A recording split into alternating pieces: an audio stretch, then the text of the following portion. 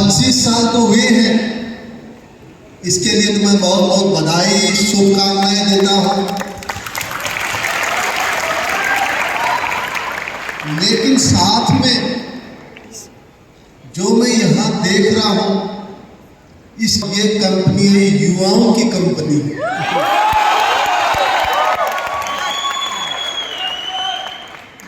कहीं नहीं कि मुझे आपको देख करके कॉलेज के दिन याद आ गए।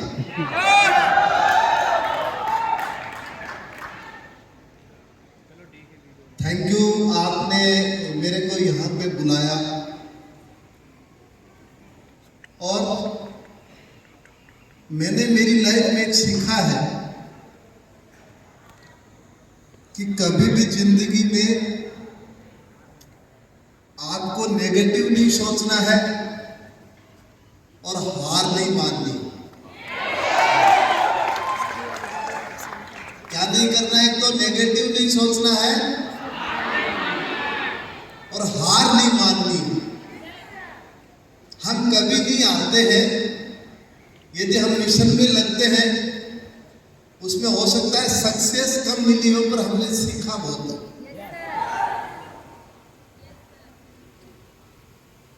और मैं मेरी लाइफ के बारे में कहूं तो 10 साल की उम्र में जब मुझे करंट लगा था, बिजली का करंट, एक पेड़ पे मैं चढ़ गया था भूलवश, वहां पे ये करंट लगा मुझे।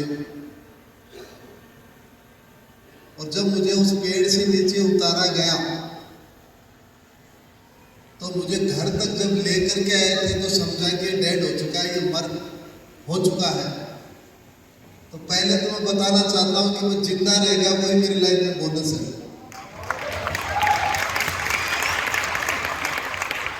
1 घंटे के लिए जिस इंसान को डेड समझ लिया जाता है कि ये अब जीवित नहीं है और वो जिंदा रह जाता है,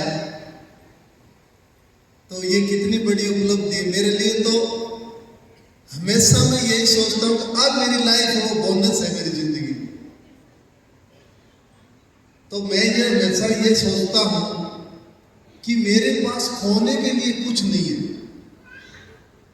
और पाने के लिए बहुत कुछ है। बिल्कुल।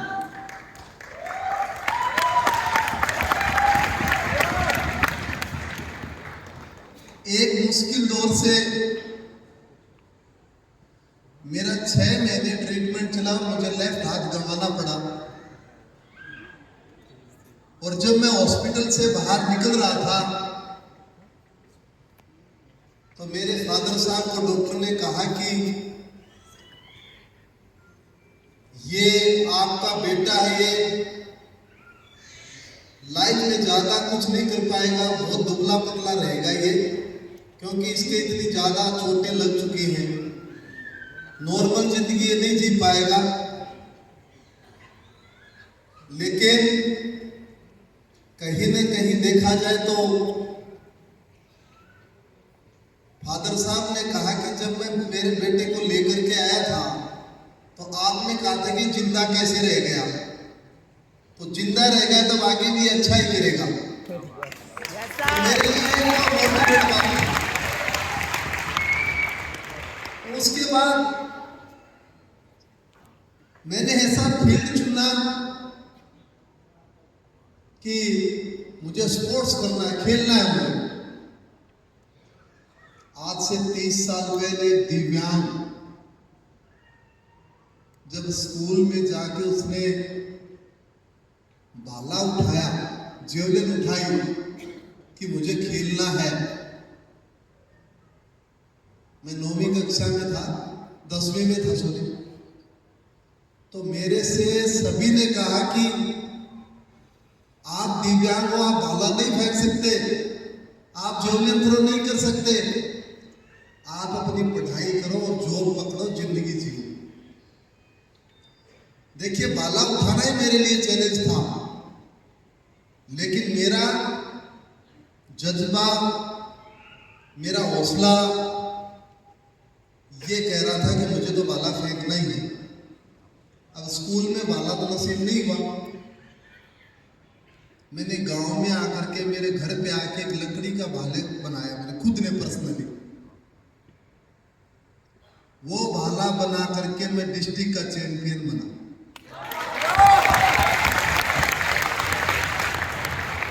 जब मैं उस दिन को याद करता हूं तो मेरी जिंदगी में वो डिस्ट्रिक्ट का चैंपियन बनना कोई ओलंपिक मेडल से कम नहीं था। क्यों? क्योंकि वो चैलेंज था कि आप नहीं खेल सकते। हर कोई मुझे कमजोर कहता था, तो मैंने उस दिन सोचा कि अब मुझे स्कूल में कोई कमजोर नहीं कहेगा, क्योंकि मैं डिस्ट्रिक्ट का चैंपियन हूं। एक शुरुआत होती है लाइफ की, उस शुरुआत में बहुत चैलेंज आते हैं आपके सामने। और सेम ही कंपनी में भी ऐसे ही होता है ना? लेकिन मैं बताना चाहता हूं आपको कि वहां मैंने हिम्मत नहीं हारी, मैंने लड़ाई लड़ी, खेलने की जिद की। और उसके बाद जब पहला मेरा इंटरनेशनल लेवल पे चयन हुआ 2002 में पैरा एशियन गेम्स के लिए, मैं दिल्ली में था, फादर साहब मेरे साथ थे।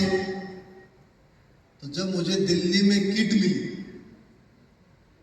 तो उस किट को मैंने 5-6 दफा पहना। तो मेरे फादर साहब ने कहा कि क्या है, ये छोटी है या बड़ी है? तो मैंने कहा नहीं, तो ये छोटी है ना ये बड़ी है, मुझे इंडिया का ब्लेजर पहन के बहुत अच्छा लग रहा है। कहीं न कहीं वो देशभक्ति थी। 2002 में पहले टूर्नामेंट में पैरा एशियन गेम्स में गोल्ड मेडल जीता और एशिया का नया रिकॉर्ड।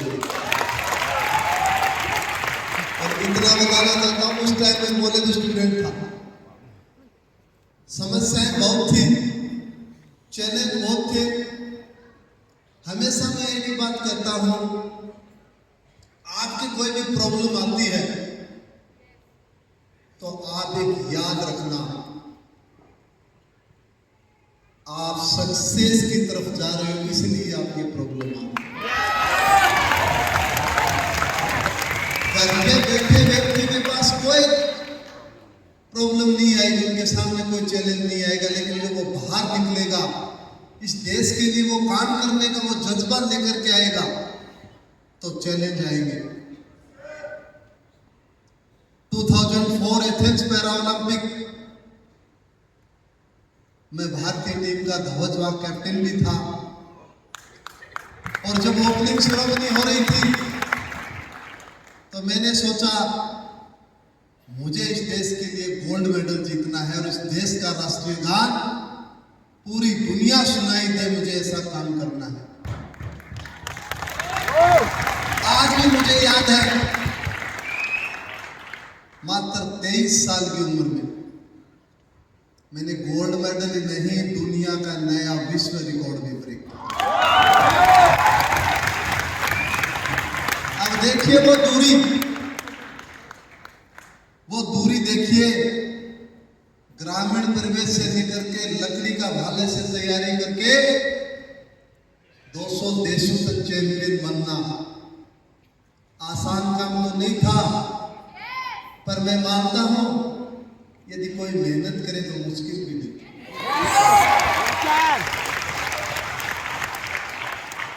2005 में मुझे महामहिम राष्ट्रपति ने अर्जुन अवार्ड से नवाजा और ये सफर रुका नहीं, चैलेंज थे।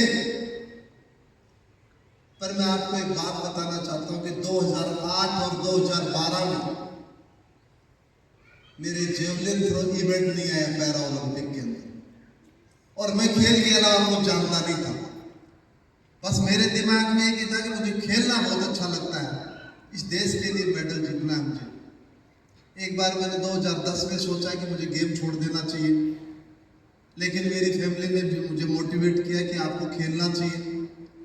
2016 में आएगा आपका इवेंट, और ऐसा ही हुआ। 16 में जब पैरा ओलंपिक में इवेंट आया तो पता है मेरी उम्र कितनी थी? 35 साल। तो मेरे एक दोस्त ने पूछा मुझसे कि क्या आप पैरा ओलंपिक में जाओगे अब की बार? आपकी तो 35 साल उम्र हो जाएगी 2016 में। तो मैंने उनसे कहा आप देखना, मैं खेलने भी जाऊंगा और मैं गोल्ड मेडल भी जीत के आऊंगा। और वैसा ही हुआ। रियो पैरा ओलंपिक के अंदर 12 साल पुराना जो वर्ल्ड रिकॉर्ड मैंने एथेंस में ब्रेक बनाया था, वो 12 साल बाद में मैंने वर्ल्ड रिकॉर्ड फिर से मेरा ही वर्ल्ड रिकॉर्ड ब्रेक किया। जब मैं इंडिया लौटा, आज भी मुझे याद है जब प्रधानमंत्री नरेंद्र मोदी जी से हम मिलने गए, उन्होंने जब बुलाया तो उन्होंने बहुत अच्छी बात कही कि देवेंद्र जी, आपने युवाओं को बहुत बड़ी प्रेरणा दी है कि हिंदुस्तान का खिलाड़ी एक ही गोल्ड मेडल नहीं, 2-2 गोल्ड मेडल भी जीत सकता है। वो सपना दिखाया आपने। उसके पश्चात मुझे जो हमारा स्पोर्ट्स का हाईएस्ट अवार्ड होता है, खेल रत्न, मेजर ध्यानचंद खेल रत्न, उससे नवाजा गया राष्ट्रपति द्वारा। अब 35 साल उम्र हो चुकी थी, इसके बीच में इतने मेडल भी जीते। कहीं न कहीं अंदर ये था कि टोक्यो पैरालंपिक और खेला जाए। उम्र साथ नहीं दे रही थी 35 प्लस में जाने के बाद। बहुत से लोगों ने कहा कि अब एज ज्यादा हो गई आपकी। मैंने कहा कुछ ज्यादा नहीं है, आपकी मेहनत आपको ज्यादा नहीं होने देगी कभी भी। जब टोक्यो पैरालंपिक में गया मैं, जाने से पहले माननीय प्रधानमंत्री नरेंद्र मोदी जी ने एक बात कही थी कि देवेंद्र जी, लोग कहते होंगे 40 साल आपकी उम्र होगी, लेकिन मुझे पक्का विश्वास है इस देश के लिए आप फिर से मेडल जीतोगे। और मैंने तीसरा पैरालंपिक में लगातार मेडल जीत करके हैट्रिक बनाने वाला पहला भारतीय बना। लेकिन देखिए कितने बड़े सपने होते हैं। एक इतना लंबा सफर, कहां 2002 और कहां 2021, बहुत लंबा सफर। 19 साल इस देश के लिए खेलना, फिर मैं 22 में भी खेला इस देश के लिए। लेकिन मुझे ये कहते हुए हर्ष हो रहा है कि आज जो स्मार्ट वैल्यू कंपनी है, मुझे ये पता नहीं था कि मैं इसके मंच पे आऊंगा। उस टाइम हम लोग टोक्यो पैरालंपिक से पहले हम ऐसे ही चर्चा कर रहे थे फूड सप्लीमेंट की। तो मेरे अंदर एक भावनाएं थी, मैंने कहा हम बाहर की कंपनियों का हमें नहीं लेना चाहिए, हमें इंडिया में जो कंपनी है उनका लेना चाहिए हमें फूड सप्लीमेंट। तो मुझे पता चला, मेरे न्यूट्रिशन ने बताया कि सर स्मार्ट वैल्यू एक कंपनी है।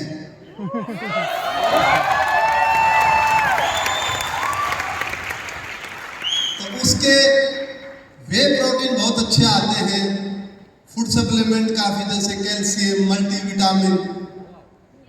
तो मैं 2021 में स्मार्ट वैल्यू कंपनी से जुड़ा था।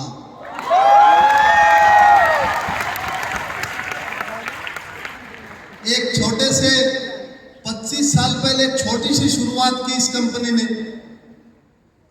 एजुकेशन से शुरुआत करके आज मेरे ख्याल से लगभग 150 प्रोडक्ट, 150, इतना लंबा सफर। उस सफर में बहुत से ऐसे यहाँ पे कंपनी में काम करने वाले जो 20-20 साल से जुड़े हुए इस कंपनी के लिए, उनके योगदान को मैं सल्यूट करता हूं, उनके योगदान को मैं धन्यवाद करता हूं।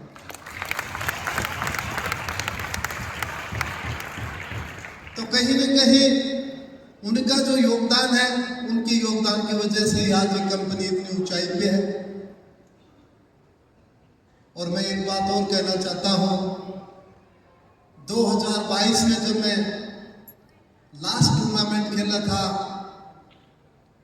Morocco world grand prix, gold medal से 2002 में शुरुआत की और 2022 में सिल्वर मेडल से मैंने कैरियर मेरा संन्यास लिया था। इतना लंबा खेलना, लेकिन एक सीखा है मैंने जिंदगी में, आपका जो काम है, काम ऐसा करें आपकी कि उसमें इतना इंटरेस्ट हो जाए आपके अंदर कि मुझे सिर्फ काम ही नजर आना चाहिए। आपको पता है, मैं हिंदुस्तान का एकमात्र ऐसा खिलाड़ी था जो मेरी जो बाला जेवलिन होती थी वो मैं मेरे रूम के अंदर लेके आता था, कभी स्टोर में नहीं छोड़ा। पता है क्यों नहीं छोड़ा? मेरे काफी लोगों ने क्वेश्चन किया कि आप साथ लेके क्यों जाते हो जेवलिन को, स्टोर रूम में रखो आप। मैंने कहा मेरे को 24 घंटे मेरा टारगेट नजर आना चाहिए। 24 घंटे मुझे मेरा टारगेट नजर आना चाहिए। 2022 के बाद मैं पैरालंपिक कमेटी ऑफ इंडिया का प्रेसिडेंट बना और मेरी नई भूमिका में एडमिनिस्ट्रेटिव के तौर पे आ गई। खिलाड़ी से सीधा एडमिनिस्ट्रेटिव में जाना थोड़ा सा चैलेंज मानते थे लोग, लेकिन मैंने कहा जब मैंने ये जिम्मेवारी ली है तो इसको मुझे टाइम देना होगा और टाइम से हमें काम करना होगा। जब हमारी पेरिस पैरालंपिक में भारतीय टीम जा रही थी तो मीडिया ने मुझसे कहा कि देवेंद्र जी कितने मेडल जीतोगे? तो मैंने कहा 25 से ज्यादा मेडल जीतेंगे हम पेरिस पैरालंपिक। मीडिया का जवाब था कि आप ज्यादा बोल गए, 60 साल में ही आपने 29 मेडल जीते हैं तो 25 कैसे जीत पाओगे? मैंने कहा 25 नहीं, 25 प्लस, 25 से ज्यादा जीतेंगे हम। हमारा जो काम करने का तरीका था, 25 ही नहीं, हमने पेरिस पैरालंपिक में 29 मेडल जीत करके दर्शा दिया कि इंडिया एक स्पोर्टिंग कंट्री है। इसके लिए हमने काफी बदलाव किए, हमारे खिलाड़ियों को हमने मेंटल स्ट्रेंथ